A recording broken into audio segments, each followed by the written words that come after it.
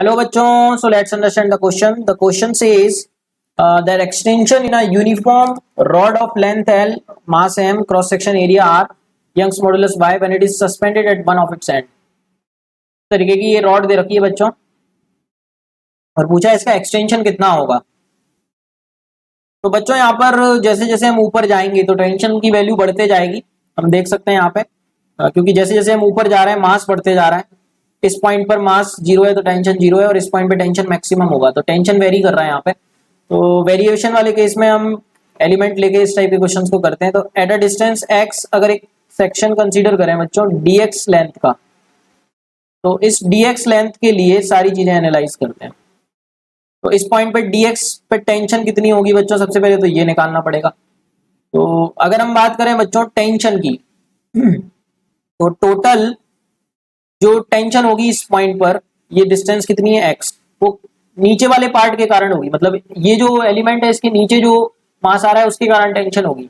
तो हम बोल सकते हैं x लेंथ में जितना मास होगा उसके कारण टेंशन होगी। तो x लेंथ में कितना मास होगा बच्चों, mass total mass divided by unit length, that is the mass in unit length. और x लेंथ में कितना मास हो जाएगा, m by l into x. तो नीचे टेंशन कितनी जनरेट होगी, m by l x into g, यही उसके इसके उस साइड होगी टेंशन अगर हम बात करें। अब बच्चों टेंशन तो आ गई इस सेक्शन पे, और इस सेक्शन की ब्रीथ कितनी है dx। तो इस सेक्शन के लिए बच्चों हम चेंज इन लेंथ कितना लिखेंगे, चेंज इन लेंथ का फॉर्मूला होता है हमारे पास एफ एल अपॉन ए।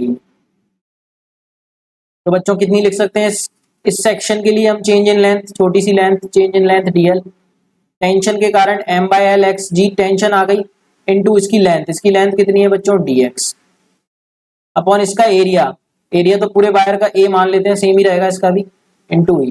टोटल चेंज निकालना है तो बस को इंटीग्रेट कर लेते हैं। कहां से कहां इंटीग्रेशन की लिमिट लगेगी, यहां से लेके यहां तक, 0 टू l। तो कितना आ जाएगा बच्चों, इसको सॉल्व कर लेते हैं। dl का इंटीग्रेशन l आएगा फ्रॉम, मतलब dl का इंटीग्रेशन डेल्टा l आएगा 0 टू l। तो ये हम डेल्टा l ही निकाल रहे हैं एक प्रकार से। तो कितना आ जाएगा बच्चों, ये सॉरी 0 टू l, यहाँ लिमिट लगेगी हमारी 0 टू l, यहाँ तो सिंपली हम 0 टू डेल्टा l निकाल रहे हैं इसको।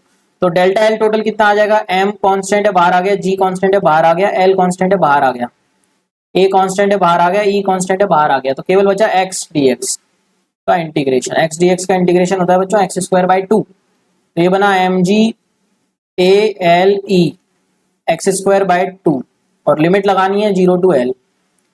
ठीक है बच्चों, ये स्मॉल l ले लो क्योंकि लेंथ स्मॉल l ही दे रखी है हमको।